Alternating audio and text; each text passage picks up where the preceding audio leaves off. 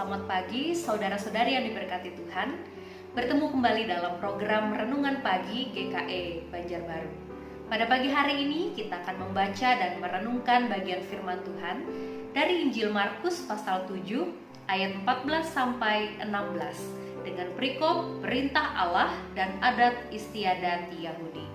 Sebelum kita membaca dan merenungkan firman Tuhan, mari kita berdoa. Bapa kami dalam nama Tuhan Yesus, sebentar kami hendak membaca, mendengar dan merenungkan firman-Mu. Tolonglah kami dengan kuat kuasa Roh Kudus-Mu, agar kami dapat memaknai dan menghidupi firman-Mu dalam hidup kami. Amin. Markus pasal 7 ayat 14-16 yang berbunyi demikian. Lalu Yesus memanggil lagi orang banyak dan berkata kepada mereka, "Kamu semua dengarlah kepadaku dan camkanlah. Apapun dari luar yang masuk ke dalam seseorang tidak dapat menajiskannya, tetapi apa yang keluar dari seseorang itulah yang menajiskannya. Barang siapa bertelinga untuk mendengar, hendaklah ia mendengar." Amin. Saudara-saudari yang diberkati Tuhan, setiap suku di Indonesia bahkan di seluruh dunia pasti memiliki tradisi, adat istiadat, kebiasaan, dan kebudayaannya masing-masing. Kata adat berasal dari bahasa Arab ada, yaitu sesuatu yang dilakukan berulang-ulang sehingga menjadi kebiasaan yang berlaku dalam masyarakat, yang kemudian ada yang dituangkan dalam bentuk hukum-hukum atau aturan-aturan. Saudara-saudara, mengenai adat dan tradisi, kalau kita melihat dalam nas hari ini, kita melihat Tuhan Yesus tampaknya sangat bertentangan dengan sikap para ahli-ahli Taurat dan orang-orang Farisi, yang mana mereka memegang teguh tradisi Yahudi mereka. Mengapa? Apa yang salah? Bukankah Yesus orang Yahudi juga? Apakah Yesus menentang tradisi? Saudara-saudaraku yang terkasih, adat istiadat dalam teks ini mengacu kepada tulisan-tulisan hasil penafsiran para rabi terhadap kitab Taurat, yaitu Kejadian, Keluaran, Imamat, Bilangan, dan Ulangan. Kemudian hasil tafsiran itu menghasilkan aturan-aturan baru yang disusun menjadi sebuah kitab baru, yaitu kitab Misnah dan Talmud. Tafsiran-tafsiran buatan para rabi itulah yang disebut tradisi Yahudi. Nah, tradisi para rabi Yahudi ini salah satunya adalah mengenai kewajiban mencuci tangan sebelum makan. Sehingga kita melihat dalam nas hari ini, orang-orang Farisi dan ahli Taurat, kalau kita membaca dalam pasal yang ke-7 ini, mereka memprotes Yesus karena mereka melihat murid-murid Yesus tidak membasuh tangan sebelum makan. Saudara, sebetulnya kalau kita pikir-pikir, tradisi atau aturan itu masuk akal dan tujuannya baik.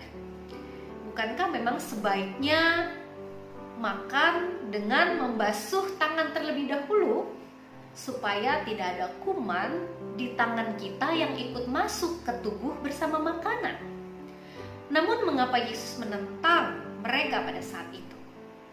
Saudara, harus kita ketahui bahwa di dalam Talmud Babilonia yang merupakan kitab hasil tafsiran tadi, disebutkan bahwa orang yang makan tanpa mencuci tangan sama dengan orang yang melakukan hubungan dengan wanita tunasusila. Ternyata mereka mencuci tangan bukan atas dasar kehigienisan atau kesehatan. Kenapa orang Yahudi setelah dari pasar mereka harus mencuci tangan terlebih dahulu? Karena di pasar mereka berpapasan dan bertemu dengan orang-orang yang mereka anggap kafir, orang-orang di luar Yahudi. Di pasar ada transaksi jual beli, menerima uang dari orang kafir, akibatnya mereka menjadi najis. Segampang itulah mereka menajiskan orang lain. Tradisi najis dan tidak najis ini sangat kuat dianut oleh orang-orang Farisi dan para ahli Taurat. Dan itu juga tampak dari bagaimana mereka mengharamkan makanan-makanan tertentu untuk dimakan. Dan jika ada orang Yahudi yang memakan makanan yang dianggap haram, maka ia dianggap berdosa. Semudah itulah mereka menganggap orang lain berdosa. Inilah yang Yesus kritik, yaitu cara pandang ahli-ahli Taurat dan orang-orang Farisi itu yang mengedepankan peraturan-peraturan yang dibuat oleh manusia hingga mengesampingkan sisi kemanusiaan.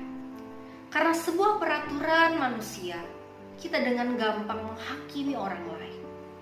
Orang-orang Yahudi itu dengan aturan dan tradisi yang mereka buat, mereka terjebak dalam sikap terlalu mengurusi hal-hal yang sebenarnya tidak prinsip atau tidak begitu penting. Padahal ada banyak hal lain yang lebih prinsip untuk dilakukan, seperti mengasihi sesama. Dan kesalahan yang paling fatal, orang-orang Yahudi sangat meninggikan dan mementingkan tradisi yang mereka buat sendiri, tetapi mengabaikan perintah Allah. Ketika Yesus mengajar yang merupakan ajaran Allah sendiri, mereka tidak mau mendengar dan berpendapat bahwa ajaran tradisi mereka lah yang paling benar. Karena itu Yesus secara keras menegur mereka yang mau bersusah payah melaksanakan tradisi atau adat, tetapi mereka tidak mau mendengarkan kebenaran firman Tuhan. Yesus menyebut mereka sebagai orang-orang munafik karena bibir mereka memuliakan Allah, namun hati mereka jauh dari Allah.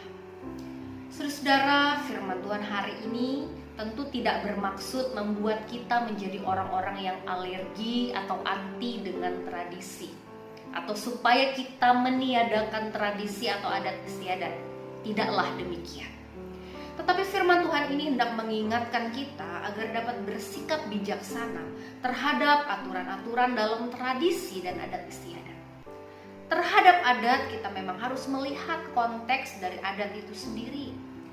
Aturan-aturan adat istiadat sebenarnya baik untuk dilakukan selama didasarkan pada kebenaran firman Tuhan, dipahami dan dipraktikkan dengan motivasi yang benar karena mengasihi Allah dan demi kebaikan sesama manusia.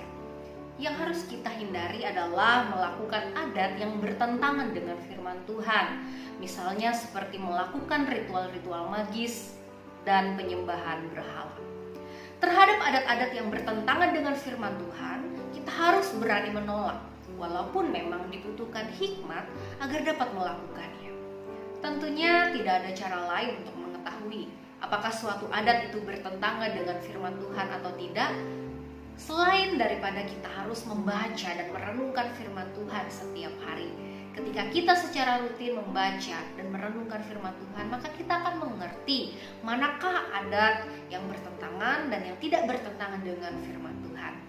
Ketika ada kondisi di mana adat istiadat bertentangan dengan firman Tuhan, maka yang harus kita lakukan adalah firman Tuhan.